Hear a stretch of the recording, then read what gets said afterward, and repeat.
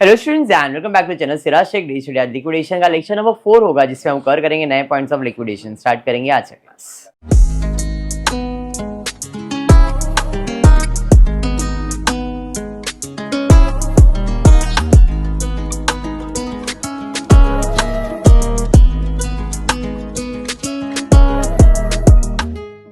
Start करेंगे liquidation of a company. I hope अब तुमको कंसेप्ट क्या है समझ में आ गया है। हाँ, क्या करते हो लिक्विडेशन के अंदर? तो सबसे पहला सारे असेट्स बेच के पैसा जमा करोगे। राज फोन सबमिट कर दे बेटा। और असेट बेचने के बाद जो भी पैसा आएगा उससे आप पहले जो प्लेज वाले असेट्स है, प्लेज वाले जो लायबिलिटीज है वो पे करोगे। कंसेप्ट बहुत क्लियर रखो। इसके अंदर करना क्या है, असेट बेच के लायबिलिटीज पे करना है, पहले एक्सटर्नल और फिर इंटरनल। पहले बाहर वाले का पैसा दो और फिर घर वालों का पैसा दो। समझ में आएगा? ये ध्यान में रखना, बाकी कुछ नहीं है टॉपिक के अंदर। देखते हैं ये सब। Enough enough enough. ये सारे क्वेश्चंस आपके हो चुके। कल हमने शायद ये वाला लास्ट क्वेश्चन किया था, एक्स वाला 2,09,60 वाला, बराबर है। चलिए टेक्स्ट बुक में पेज नंबर 176 क्वेश्चन नंबर 16 ध्यान देते। Vacuum limited went into liquidation on 1/1/2017 on which date dividend on preference dividend were in arrear for 2 years। क्या समझ में आया यहां तक? 2 साल से डिविडेंड देने का बाकी है, बराबर है। आगे दिया है the subscribe capital of the company consist of. Company के पास कैपिटल में कौन से कैपिटल है? तो 40,000, 6% प्रेफरेंस शेयर्स 10 वाला, यानी कि 4 लाख रुपए हो गए। 2,50,000 नहीं 50,000 ही रहेगा। जरा आप टेक्स्ट बुक में तो ये 2 बार प्रिंट हुआ इधर। 50,000 equity shares of 10 each, 6 paid up. पिछले क्लास में मैंने बताया था अगर पैसे की जरूरत पड़ती है शीतल की भाई लायबिलिटीज, बाहर वाले का लायबिलिटीज पे करने के लिए, इंटरनल लायबिलिटीज नहीं, बाहर वाले की लायबिलिटीज पे करने के लिए अगर पैसे की जरूरत है तो हम इनसे कॉल करके पैसा मांग सकते हैं। इफ एक्सटर्नल लायबिलिटीज पे करना है तो, इंटरनल लायबिलिटीज पे करना है तो कॉल करने की जरूरत नहीं है। बात समझा क्या? चलिए आगे देखते। असेट रियलाइज, हमने असेट्स बेचा 3.5 लाख रुपए में। अब यहाँ पे बाइफर्केशन नहीं दिया, खाली बोला असेट रियलाइज। कितना बेचा? 3.5 लाख, मतलब मेरे पास 3.5 लाख रुपए आ गया। Expenses for liquidation came to ₹9,800। 3.5 lakh रुपए आया लेकिन खर्चा उसमें 9,800 तो हो ही गया।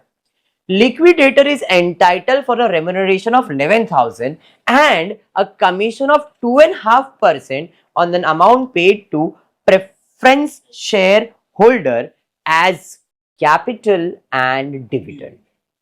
Very important। क्या कहा गया है? क्वेश्चन में बोला गया है कि भाई असेट 3.5 लाख रुपए आया है, expenses of liquidation came to ₹9,800, ये भी बहुत क्लियर था। 11,000 देना ये भी समझ में आया, बट यहां पे थोड़ा ट्विस्ट आया कि कमीशन कितना देने का है? 2.5% on amount paid to preference shareholder. जितना पैसा प्रेफरेंस शेयर होल्डर को देना है एज कैपिटल एंड डिविडेंड, मतलब जितना पैसा तुम प्रेफरेंस शेयर होल्डर को देने वाले हो कैपिटल का और डिविडेंड का, उसका 2.5% क्या देना पड़ेगा? कमीशन। समझ में आया यहां तक? क्या गया ऊपर से? समझा है पक्का सबको? चलिए लायबिलिटी अमाउंटेड टू 20,000, 20,000 का एक बाहर का एक्सटर्नल किसी का लायबिलिटीज है। Arrear of preference dividend are payable, 2 साल का अरियर है वो पे करना ही पड़ेगा। Before any payment is made to the equity shareholder, ये तो अपने को मालूम ही था। As provided in the article of association prepare liquidator financial statement account. Hope समझ में आ गया। 3.5 लाख रुपया है। लाइबिलिटीज की बात करूंगा तो खाली एक ही लाइबिलिटीज है 20,000 का, और कोई लाइबिलिटीज दिख भी नहीं रहा है। 20,000, 11,000, 9,000, मतलब सिर्फ और सिर्फ आपको जो भी पैसा है वो प्रेफरेंस शेयर को देके और इक्विटी को ही देने का है। छोटा सा सम है, बराबर। चलिए स्टेटमेंट प्रिपेयर करते हैं। सबसे पहला असेट रियलाइज किया, 3.5 लाख रुपया आ गया। हाँ, 3.5 लाख रुपया आने के बाद मुझे पे करना है बाहर वाले को। अब ये रिसिप्ट ऑन कॉल का बाद में कंसेप्ट एक्सप्लेन करता हूं, ठीक है। रिसिप्ट ऑन कॉल का मतलब है कि आप देख सकते हो 50,000 इक्विटी शेयर 10 रुपया, 6 रुपया ही पेड है, मतलब 4 रुपया का कॉल होने वाला है। तो 50,000 पे अगर 4 रुपया कॉल करोगे तो 2 लाख रुपए का कॉल होता है, बट इधर 1.5 लाख रुपए का कॉल किया है। एनिमेशन पहले आ गया, बाद में एक्सप्लेन करता हूँ क्यों और किस लिए, तो ये बाद में एक्सप्लेन करता हूँ, अभी के लिए ध्यान में मत रखो। आपके पास 3.5 लाख रुपया ही है, ठीक है। अब 3.5 लाख रुपए में किसको पे करने का है? 9,800 पे करने का है। ये 5 लाख के पीछे मत जाना, मैं एक्सप्लेन कर दूंगा 5 लाख के लिए। हमने रेम्यूनरेशन पे कर दिया, कितना? 11,000 ये और 9,800, ये दो चीज क्लियर हो गया। फिर 11,200 क्यों आया? क्वेश्चन में था 2.5% an amount paid to preference shareholder as a capital and dividend। ये लाइन बहुत इंपॉर्टेंट। लिक्विडेटर कहता है कि भाई मैं तुम्हारे सारे एसेट बेच दूंगा, मुझे 9,800 दे दो, 11,000 रुपया तुम्हारा खर्चा, 2.5% में लूंगा, जो भी प्रेफरेंस शेयर होल्डर को पैसा देने का है। लाइबिलिटी उससे 20,000 की है, तो 3.5 लाख रुपए में 3.5 लाख रुपए में अगर मैं 20,000 माइनस करता हूं तो मेरे पास बचता कितना है? 3,30,000। उसमें भी मैं 11,000 माइनस करता हूं, 9,800 माइनस करता हूं, तो कितना बचता है जरा चेक करो। 3,30,000 में 11,000 माइनस करो, 9,800 माइनस करो, 3,09,200 बचता है या नहीं? आपको प्रेफरेंस शेयर होल्डर को कितना देने का है? 4 लाख प्लस 2 साल का डिविडेंड भी बाकी है, तो 4 लाख का 6% अगर कैलकुलेट करोगे तो 24,000 आएगा। तो 24 प्लस 24 48,000। तो मुझे टोटल कितना पे करने का है? 4,48,000। इतना देना ही है, बट पैसा तो नहीं है मेरे पास, है क्या? नहीं। बट लिक्विडेटर ने बोला है मुझे कमीशन तो चाहिए। अब जब कमीशन चाहिए तो इतना पैसा पे करना ही पड़ेगा। अब जब इतना पैसा पे करना पड़ेगा तो उसके लिए मुझे पैसे की जरूरत है। क्या मेरे पास उतना पैसा है क्या? नहीं। है क्या? नहीं है। तो पैसे का रिक्वायरमेंट होगा कितना? जितना मुझे पे करना है सिर्फ उतना ही। मुझे जितने पैसे की जरूरत है मैं उतने ही पैसे का क्या करूंगा? कॉल करूंगा। तो मैंने देखा मेरे पास टोटल 3.5 लाख था, और अगर मैं 1.5 लाख रुपया मंगाता हूं तो 1.5 लाख मंगा के मेरे पास टोटल पैसा कितना हो जाता है? 5 लाख। सर 1.5 लाख ही क्यों मंगाया है आपने? 11,000 रुपए किसको देने गए? 20,000 रुपए किसको देने गए? लाइबिलिटीज को। 9,800 देने का है, और 2.5% इसका जरा कैलकुलेट करो, 2.5% कैलकुलेट करो। 11,000। इतना टोटल मुझे खर्चा करना है या नहीं? 11,000, 20,000, 9,800, 11,000, टोटल कितना हो गया? टोटल कितना हो गया? 52,000 का खर्चा है। मेरे पास पैसा सिर्फ 3.5 लाख रुपया ही है। अगर मैंने ये कॉल नहीं किया तो मेरे पास पैसा कितना है? 3.5 लाख रुपया है। 3.5 लाख में अगर मैं 52,000 माइनस करता हूं तो मेरे पास बचता है 2,98,000। मुझे पे कितना करने का है? उसमें से मेरे पास है कितना? माइनस करो कितना आता है? 1.5 लाख चाहिए ना, और खाली 1.5 लाख चाहिए ना, इसलिए हमने कॉल कितने का किया है? लॉजिक समझ में आया? बस ये चीज दिमाग में डालो, कैलकुलेशन, थोड़ा सा हिसाब, बिजनेस माइंड, कि भाई इतना ही पैसा चाहिए, हम इतना ही कॉल करेंगे। तो सर आप तो 2 लाख भी कर सकते थे ना कॉल।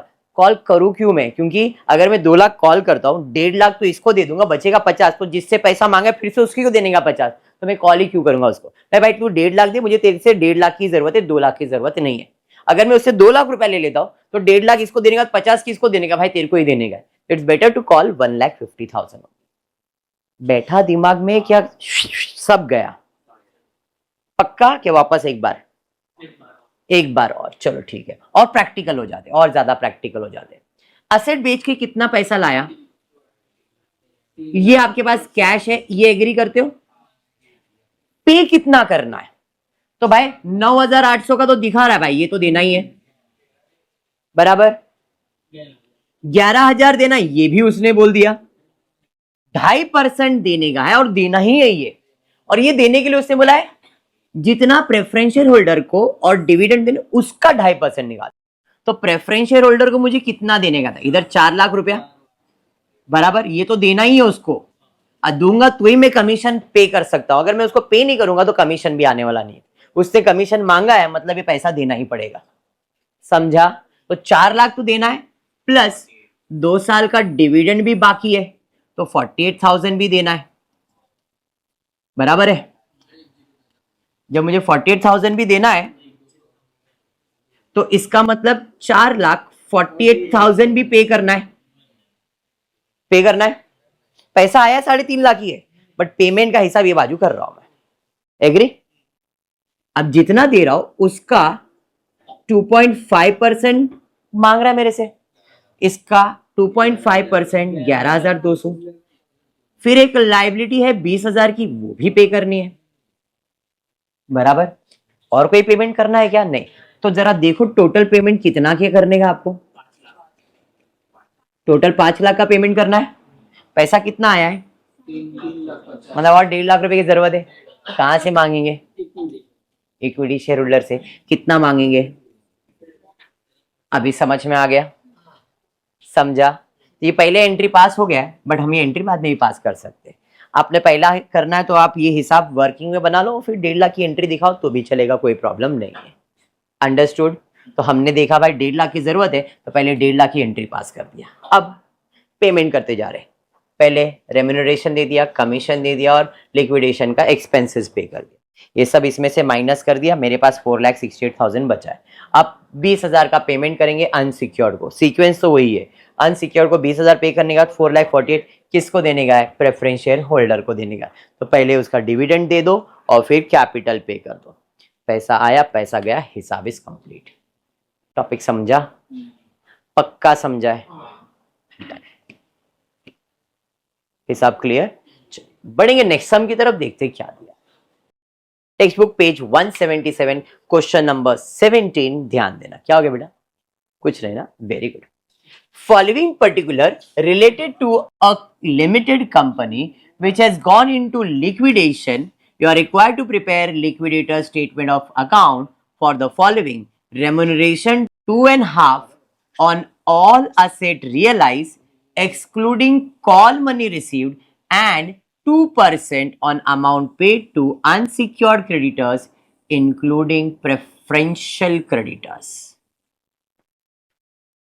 2.5% असेट रियलाइज पे देना है एक्सक्लूडिंग कॉल मनी, और 2% किस पे देने का है? अनसिक्योर्ड क्रेडिटर्स और प्रेफरेंशियल क्रेडिटर्स को, मतलब जो क्रेडिटर्स को पे करने वाले उसके ऊपर। सिंपल हिसाब वही है, ठीक है। देखना पड़ेगा पैसा उतना है क्या, जितना देना, अगर उतना है तो प्रॉब्लम नहीं है, अगर पैसा कम है तो वो ऐड करते ना परसेंटेज, वो वाला कंसेप्ट आएगा। कैपिटल है इनके पास 10,000, प्रेफरेंस शेयर्स, इक्विटी शेयर्स है, दो इक्विटी शेयर्स है। एक इक्विटी शेयर्स है 10 रुपए वाला जो फुल्ली पेड है, और एक इक्विटी शेयर्स है 10 वाला लेकिन 8 रुपया पेड अप है। दो टाइप के इक्विटी शेयर्स है। असेट कितने का रियलाइज हुआ है? 20 lakh, excluding amount realise by sales of securities held by partially secured creditors. मतलब सारे असेट्स बेच दिए, जो प्रेफरेंशियल असेट्स है उसको छोड़ के। Asset realise 20 lakhs excluding amount realise by the sales of securities. कोई सिक्योरिटीज बेच के जो पैसा आने वाला उसको छोड़ के अपने को कितना पैसा मिला है? 20 लाख रुपए। आगे प्रेफरेंशियल क्रेडिटर्स कितना है? 50। अनसिक्योर्ड क्रेडिटर्स कितना है? 18 लाख। पार्टली सिक्योर्ड क्रेडिटर्स, देखो partly secured creditors, partly secured creditor मतलब वो जो प्लेज वाले असेट्स होते हैं ना, लाइबिलिटीज, ये वो है। पार्टली सिक्योर्ड क्रेडिटर्स, असेट का वैल्यू था 3,20,000 और इसका वैल्यू कितना है? 3.5 लाख। बेचा कितने में असेट को हमने? 3,20,000 में। देना कितना था? 3,50,000, तो 3,20,000 ही दोगे, इससे ज्यादा पैसा दे सकते क्या अपन? नहीं। डिबेंचर के बारे में दिया है, डिबेंचर्स दिया हुआ है, एक्सपेंसेस ऑफ लिक्विडेशन दिया गया है। A call of 2 per share on a partly paid equity shares were duly received except in case of one shareholder owing 1,000 shares। 2 रुपए का कॉल किया, सारा पैसा है, खाली 1,000 शेयर्स के ऊपर वो 2 रुपया मिल नहीं पाया। Also calculate percentage of amount paid to the unsecured creditors on the total unsecured. ठीक है, कोई एक नया परसेंटेज आएगा तो कर लेंगे। क्वेश्चन इतना समझ में आया? असेट कितने का रियलाइज किया ये दे दिया है। प्रेफरेंशियल में सबसे पहला असेट रियलाइज कितने का दिखाया? 20, समझा? फिर एक लायबिलिटीज है, कितने की है? 3.5 लाख, उसको कितने में सेटल किया है? 3,20,000। असेट 3,20,000 पे करना था 3.5 लाख, बट 3,20,000 ही पे करके इसको तो नील कर दिया। आप असेट बेचा 3,20,000 में, असेट रियलाइज किया 3,20,000 में, देना कितना था? 30,000 माइनस में नहीं दिखा सकते क्योंकि कंपनी बंद हो रहा है, तो भाई 3,20,000 ही मिलेगा, चाहिए तो लेने, तो ये भी नहीं मिलेगा, भाई दे दे। तो इसका मतलब यहाँ पे लॉस नहीं, पैसा बचेगा वो दिखा सकते हो, लेकिन अगर पैसा कम पे कर रहे हो तो उसका जो नेगेटिव वैल्यू वो आप नहीं दिखा सकते। एग्जाम्पल के लिए, अगर इधर देना 3 लाख होता, असेट का पैसा आया 3,20,000, तो यहाँ पे आउटर कॉलम में 20,000 आता क्योंकि ये बच गया पैसा, हम रिसिप्ट कैश दिखा सकते हैं। लेकिन वही जगह पे 3.5 लाख है, 3,20,000, तो 30,000 नेगेटिव नहीं, ये नहीं दिखा सकते क्योंकि यहाँ पे पैसा ही नहीं बचा है, क्या पैसा दिखाओगे? लॉजिक क्लियर हुआ? क्या बोला है मैंने? पक्का क्लियर है, इसलिए वो नील गया, ये समझा? चलिए, अब हमने कॉल किया था कितने का? On partly equity shares. आप देख सकते हो इक्विटी शेयर्स कितने थे अपने पास? 8 रुपया था, तो 2 रुपया कॉल किया। Duly receive accept in a case of 1 share holder owing 1,000 share, मतलब 3,000 में से 1,000 शेयर होल्डर ने पैसा नहीं दिया, तो दिया कितने शेयर होल्डर ने? कितना रुपया दिया? 2 रुपया, मतलब आया कितना? 30,000। अच्छा 30,000, तो ये 20,000 हो जाएगा, 40,000 हो जाएगा। 30,000 शेयर, वेरी गुड, 30,000 शेयर है, 1,000 शेयर होल्डर ने पैसा नहीं दिया, तो 29 शेयर होल्डर ने पैसा दिया, 2 रुपए के हिसाब से 38,000 रुपीज हो जाएगा। 38 ही होएगा ना?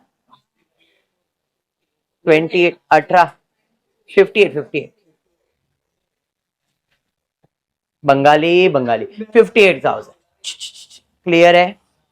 अरे ये समझा? तो ये 58,000 भी आ गया, इसका मतलब टोटल कितना पैसा मेरे पास आया है?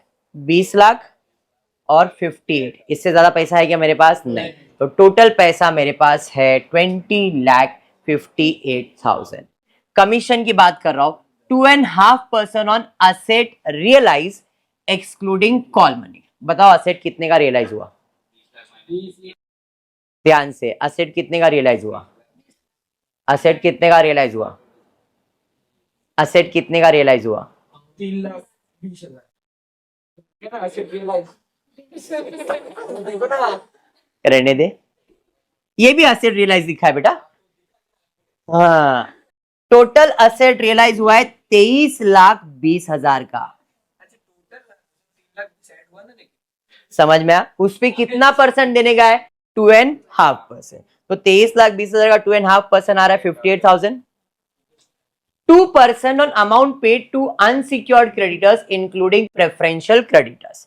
अब उसको देने के लिए हिसाब मारना पड़ेगा कि पैसा कितना है, कितना जाने वाला है, तो उसका हिसाब तो अपन ने किया नहीं है, तो जरा देख लो प्रेफरेंशियल क्रेडिटर्स को कितना देने का है, अनसिक्योर्ड क्रेडिटर्स कितना है, यहां पे बोला था उसने 2% on amount paid to unsecured creditors including preferential creditors. तो प्रेफरेंशियल क्रेडिटर्स तो पहले ही जाने वाला ही है, तो प्रेफरेंशियल क्रेडिटर्स का तो मैंने कैलकुलेट कर लिया, 50,000 का 2% 1,000, इतना तो देना ही है। अब अनसिक्योर्ड को कितना देना है, अगर उतना पैसा रहा तो उस पर भी अपने को उसको क्या देना पड़ेगा, कमीशन। हमने सिर्फ प्रेफरेंशियल क्रेडिटर्स का अमाउंट का कमीशन कैलकुलेट किया है, यहाँ पे उसने अनसिक्योर्ड एंड प्रेफरेंशियल दोनों बोला है। ठीक है, यहां तक कमीशन कैलकुलेट हो गया। मेरे पास टोटल कितना पैसा है, 20,58,000 बराबर है। इसमें से खर्चा आपको ऑलरेडी दिया था, लिक्विडेटर का कमीशन कैलकुलेट कर लिया, और किधर तो खर्चा एक्सपेंसेस ऑफ लिक्विडेशन कितना, 10,000, तो एक्सपेंसेस ऑफ लिक्विडेशन 10,000। उसके अलावा 2% ये, 2.5% ये, और 2% ये जो हमने इधर कैलकुलेट किया है कितना, 59, वो भी मैंने भर दिया। तो 20,58,000 में से 59 माइनस किया, 10 माइनस किया, 19,89,000 आया। एग्री? इसके बाद हम लोग क्या देते हैं, सिक्योर चीजों को, प्रेफरेंशियल क्रेडिट उनको पे करते हैं। तो जरा देखो कोई सिक्योर चीजें है क्या अपने पास? डिबेंचर्स है, दिख रहा है, दिख रहा है ना? तो भाई डिबेंचर्स कितना है? 6 लाख रुपए है ना डिबेंचर्स। 6 लाख इसमें से माइनस किया, कितना बचा? अगर आप ध्यान से देखोगे तो अनसिक्योर्ड क्रेडिटर्स को कितना देने का था? मेरा पैसा तो 13 लाख ही है। तो इसका मतलब 2% जो कैलकुलेट करने का अभी भी बाकी है वो इंक्लूड हो जाएगा इसके अंदर। समझा क्या बोल रहा हूं? चलिए 13 लाख रुपए, 13 लाख रुपए। उसके बाद इसके बाद प्रेफरेंशियल क्रेडिटर्स को पे करना पड़ेगा, कितना? 50। भाई 50 माइनस कर दिया, 13,39,000। प्रेफरेंशियल के बाद किसको पे करते हैं? Unsecured creditors. तो अनसिक्योर्ड क्रेडिटर्स को पे करने के लिए रेम्यूनरेशन ऑफ 2% तो बाकी था, क्योंकि रेम्यूनरेशन हमने सिर्फ प्रेफरेंशियल का कैलकुलेट किया था, अनसिक्योर्ड का कैलकुलेट किया क्या?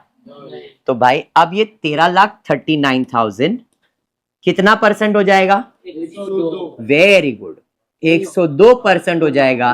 तो 2% कमीशन कितना? क्रॉस मल्टीप्लाई करो, 13,39,000 इंटू 2 डिवाइडेड बाय 102,